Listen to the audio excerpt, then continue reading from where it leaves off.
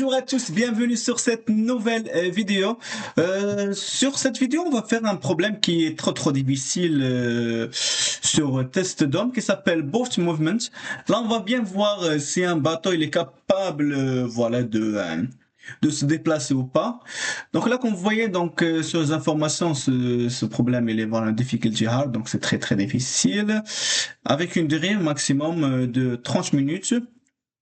Et on voit bien que 91% ils n'ont pas réussi à le résoudre et on a juste 9% qui ont vraiment réussi à résoudre et avoir un score de 100%. Comme vous voyez sur les tags, donc on voit bien qu'il y a un AA resistance, ça veut dire si ce problème vous le mettez sur n'importe quel outil d'AI, voilà, on peut dire Copilot, ChatGPT, etc. Ça va pas marcher, donc d'après ce qu'il dit ici, donc uh, I chose like ChatGPT will not be able to help answer this question, donc ça va pas vous aider à résoudre cette question. Donc on a Java, on a des arrays, donc c'est une matrice, et on a des graphes, et voilà, ce problème c'est un nouveau problème sur TestDom. Donc là, je vais vous expliquer le problème. Je vais vous donner un HTML que j'ai fait là sur le problème pour le bien visualiser. Et après, voilà, je vais partager avec vous la solution de ce problème. Donc, a turn-based strategy game that has grids with the water and the land. The grids contain a true value where it's water and false where it's land. Donc, on a une matrice de 2 dimensions qui contient true si on a voilà de l'eau et false si on a de terre. Donc tout simplement si on a true on a de l'eau, ça veut dire que notre bateau peut se déplacer dans l'eau, et si on a terre il peut pas se déplacer en terre. Voilà. Donc voilà, the player controls the boat with a particular movement pattern. It can only move to fixed destination from its current position as shown as the image below.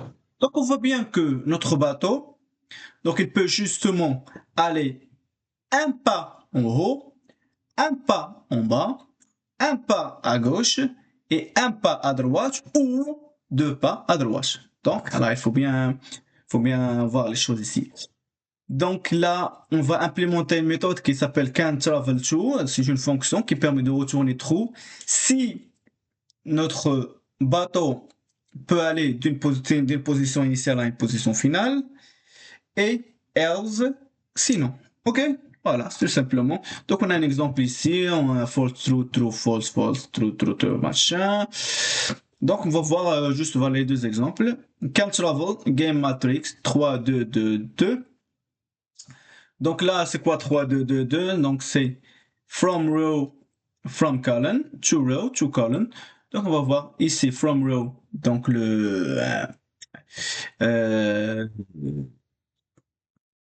3. Donc on voit bien ici 0, 1, 2, 3. Et 2, 0, 1, 2. Donc on est sur cette position. Et on va voyager sur 2, 2, qui est 0, 1, 2. Et 0, 1, 2, donc on est là, on va voyager là, et comme vous voyez, donc les deux c'est à trou, donc il y a de l'eau, donc on peut bien voyager et c'est trou. Ici sur cet exemple, il y a 3, 2, 3, 4, on va voir 0, 1, 2, 3, 0, 1, 2, donc on est à trou, et on va voyager à 0, 1, 2, voilà ici, à ici. On va voyager de ce trou-là à ce trou-là, et comme vous voyez là au chemin, il y a false. Donc là, il y a terre entre les deux. Donc on peut pas. Donc c'est pour ça on doit retourner à false. System out println canTravel get matrix 3, 2, 6, 2. Et si on voit bien, donc 0, 1, 2, 3, 4, 5. Donc on voit bien que row 6 n'existe pas parce qu'on a sorti de la matrice. Donc on aura un false parce qu'on est sorti de la matrice. Et voilà, il y a une image. Même si moi j'ai créé aussi un HTML pour vous expliquer mieux. Donc on va aller directement déjà, bâton ne doit pas être sur une terre. Donc l'Inde, si on clique ici pour se déplacer là, on va voir que c'est un déplacement qui est impossible parce qu'on a commencé par terre, par une terre, ok, par terre. On va voir ici, on peut se déplacer ici, oui, Donc ici, on peut se déplacer 2 pas à droite, oui, mais ici, on ne peut pas se déplacer 3 pas à droite. Parce que on a dit que le bateau, ça se déplace une ou 2 pas à droite, un pas à gauche, comme ça, un pas en haut, mais 2 pas, non, et etc. Donc là, on a pas mal de choses à vérifier. On doit déjà vérifier si notre bateau, il est bien sûr dans l'eau, ok, ou bien sur l'eau. Et on doit bien vérifier que la destination finale est bien l'eau aussi. Et on doit vérifier qu'on est capable de se déplacer à droite 2 fois ou une fois, à gauche une fois, en haut une fois et en bas une fois. OK? Donc voilà, c'est tout ce qu'on va implémenter sur notre IntelliJ. Donc là, on va faire, je vais copier ça et je vais aller ici. Tac, on va faire New Java Class. Je vais la nommer TestD et je vais juste renommer la classe avec. Je vais renommer le fichier avec le nom de la classe boat movement. Donc on doit aller ici, on va aller tout simplement étape par étape. OK? OK. Donc là pour l'instant, on va vérifier si les positions sont en dehors de la grille. Donc si les positions ils sont en dehors ici, par exemple ici ou ici ou ici. Donc ici ou ici, on peut pas cliquer là-bas. Donc là, on doit retourner un false puisque on a sorti voilà de la grille qui est définie par le jeu. OK? Donc if donc on aura un from row. Donc là, on doit voir combien on a déjà de rows. Donc je vais juste nommer un truc là que je vais appeler int calls pour avoir combien je vais avoir des intros déjà pour voir combien je vais avoir des lignes et rows calls pour voir combien je vais avoir des colonnes. Donc je vais faire get game matrice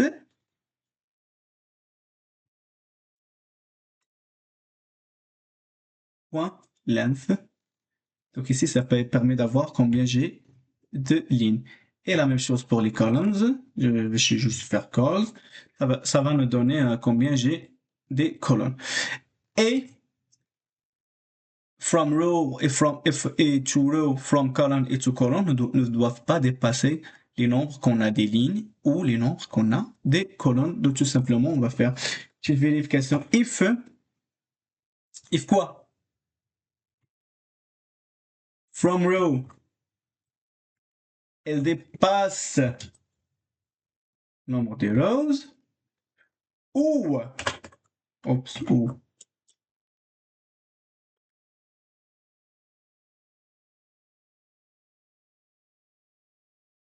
bon, c'est bien ça. Donc, ou two rows, il dépasse le nombre de rows, ou from column, il dépasse le nombre de colonnes, ou to colonne, il dépasse le nombre de colonnes. Qu'est-ce qu'on doit faire sur ce cas-là? Tout simplement, on doit return false. Donc là, on a fait le premier cas. C'est que si on a un déplacement qui dépasse les limites de notre matrice, on doit retourner un false. Maintenant, on doit vérifier déjà si on est dans l'eau ou bien si notre destination est dans l'eau. Donc, if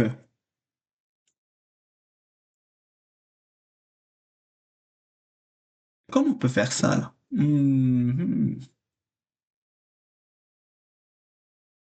Déjà, on doit pas on doit pas se déplacer sur le même truc là.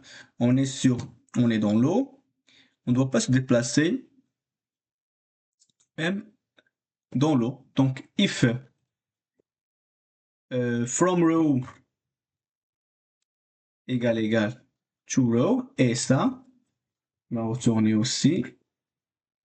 Si on doit retourner un false. Parce qu'on ne doit pas se déplacer sur le même, sur le même, voilà, la même place.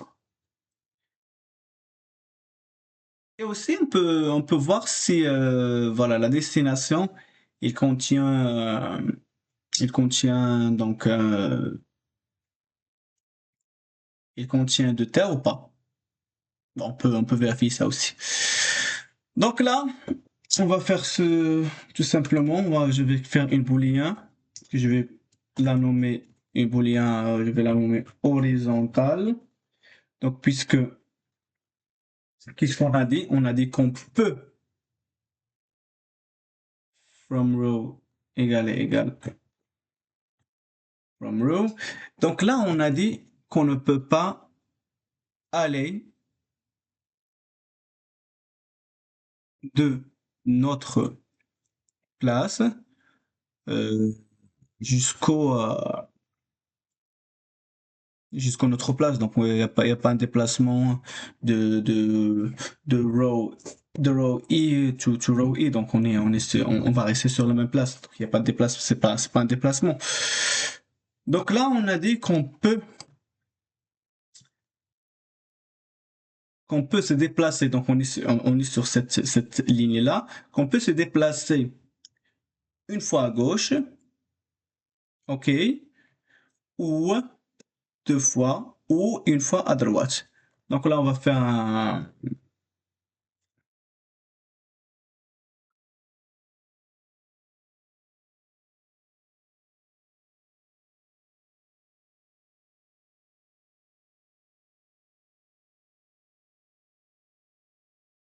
donc là, on va voir les règles de déplacement. Donc on n'aura pas de diagonale et on va voir les distances autorisées. Donc qu'est-ce qu'on a ici? Donc ça, c'est un code que j'ai créé, que j'ai créé. Donc là, on va voir si from row est égal à new to row, ça veut dire on est sur la même ligne. Et on va voir si to column moins from column est inférieur ou égal à 2.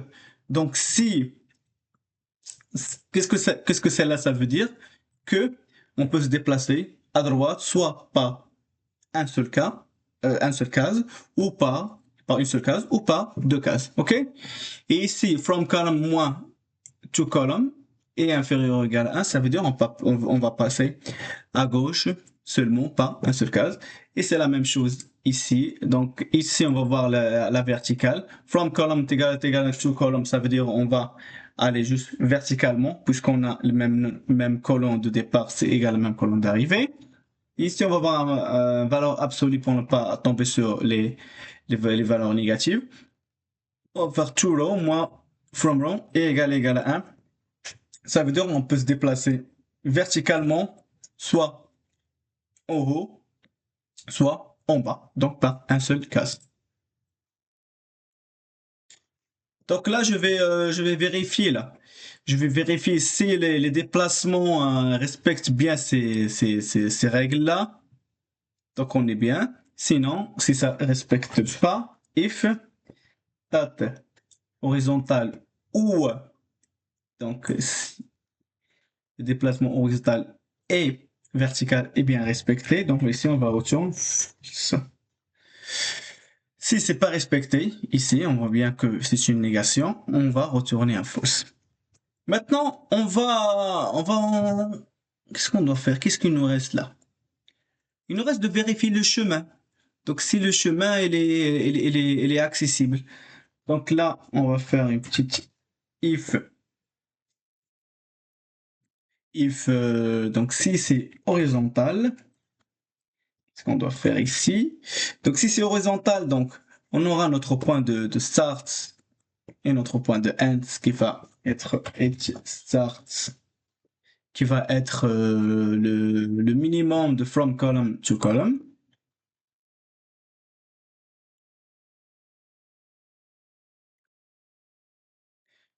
C'est pas from row, mais c'est vraiment from column to column.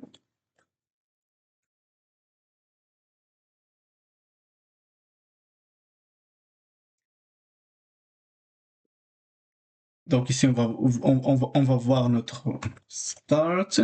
Et après, la fin, end, va prendre voilà, le maximum, tout simplement. Donc il aura le start, ça prend le minimum, et end, ça prend le maximum. Et après, on va vérifier si on n'a pas un obstacle sur la route. Donc on va faire une petite boucle for. Donc for i va aller de starts, i inférieur à la fin, i plus plus, et après ici on va faire if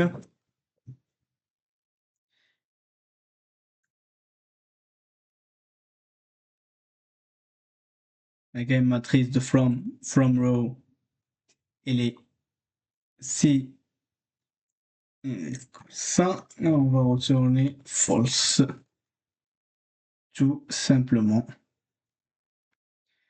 Ici on a vérifié le vertical et après on va faire else if on a vérifié l'horizontal, on va faire else vertical. Donc là, voilà, je vais essayer de expliquer tout le code ici. Donc ici, qu'est-ce qu'on a? From column to column. Donc maintenant, on va faire from starts from row to row.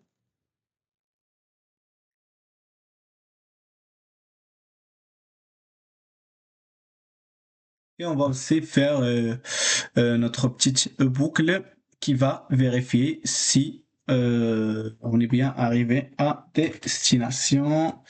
Donc on va faire for, c'est la même chose qu'ici. For avec une petite if. Donc for i égale à stars, i inférieur est égal à 1. Qu'est-ce qu'on a ici? Variable stars already defined in the scope. Donc ici on a for. Ah, pardon. Pardon, donc on a ici, j'ai pas comme ça. Donc là c'est toute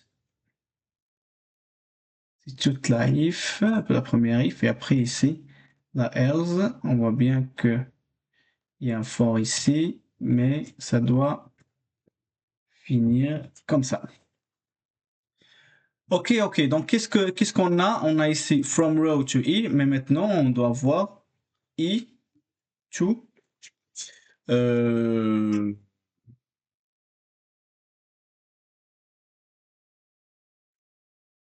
from column,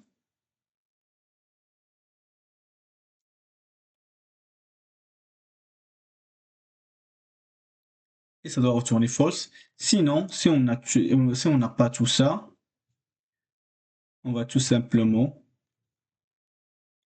ici, ça met erreur parce que tout simplement on doit avoir un return, donc ce qui va donner un return de true. Ça veut dire qu'on est bien arrivé. Tac, tac, tac, tac. Voilà. Maintenant, je vais essayer de vous expliquer ça. Condition is always true.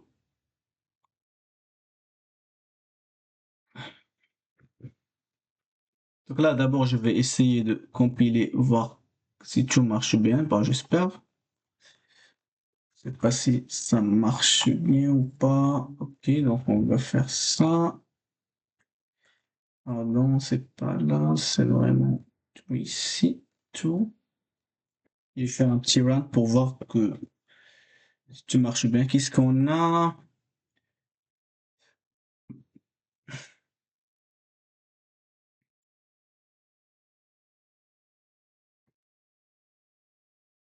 Je vais tout simplement copier tout ça et je vais enlever le package qui est en haut, bien sûr, parce que ça va nous poser des problèmes. On va faire de run et on va voir cette fois qu'est-ce que ça va donner. Donc là, on voit bien que on a un score de 100%, donc tous les tests, ils ont bien passé. Donc là, l'exemple, il s'est bien passé. Donc tous les coordonnées, ils sont dans le jeu. Bien sûr, on a bien vérifié tout ça. Et, euh, et on n'aura pas un truc qui est hors du jeu. Alors, maintenant, je vais commencer à vous expliquer un peu ce qui se passe sur ce code-là. Donc ici, on a au début, on a vérifié euh, que from column to column ne doit pas dépasser le nombre de colonnes. Donc on ne doit pas avoir un from column qui est hors du nombre de colonnes. Aussi la même chose pour le nombre de lignes, on ne doit pas dépasser voilà, le nombre de lignes qu'on a. Après, on a aussi vérifié que c'est un déplacement, qu'on ne va pas rester sur le même case. Après, donc ici, on a vu horizontalement, horizontal, ça veut dire que from row égale à to row, donc on va rester sur la même ligne, ça veut dire que le column, donc le row from row va égal à to row, et ici on va voir que to column moins from column, on doit sûrement se déplacer par deux cases si on est à droite, ou bien ici, from column moins column inférieur est égal à 1, ou un seul case si on est à gauche. Et c'est la même chose ici sur l'autre. On voit bien qu'on doit se déplacer seulement un seul case. Pour ça, on a fait juste 1. Donc ici, ça veut dire qu'on peut se déplacer un à droite, un à gauche, ou un à gauche et deux à droite, ce qui est là. Et après, on va vérifier là. Si ça rentre pas ici, ça veut dire si on se déplace plus que deux à droite ou plus que plus que un à gauche par exemple, etc. On va retourner fausse tout simplement. Et ici on va aller voir que qu'on n'a pas du land sur la route. Et après, donc, si tout passe bien, donc on va arriver à la destination, c'est qu'on va retourner un trou. Voilà, c'est tout pour notre problème. Je sais bien que c'est un peu compliqué. Donc là, on peut vraiment voir. Donc là, si on est à cette position-là, si on déplace sur un seul case, on est bien. Si on deux cases, on est bien. Mais si on déplace en trois cases, même si c'est la destination, c'est en water, c'est de l'eau, on n'est pas bien parce qu'on a dit que notre bateau doit placer un seul ou une seule case ou deux cases à droite, une seule case à gauche. On va voir ça. On se déplace une seule case à gauche, mais on peut pas se déplacer deux cases à gauche. La même chose en haut. Et la même chose en bas. Après, on peut pas commencer par du lens. On peut pas se déplacer vers lens, mais on peut se déplacer vers water. Donc voilà tous pour cette vidéo-là. J'espère que ça vous a plu et à la prochaine vidéo. Au revoir.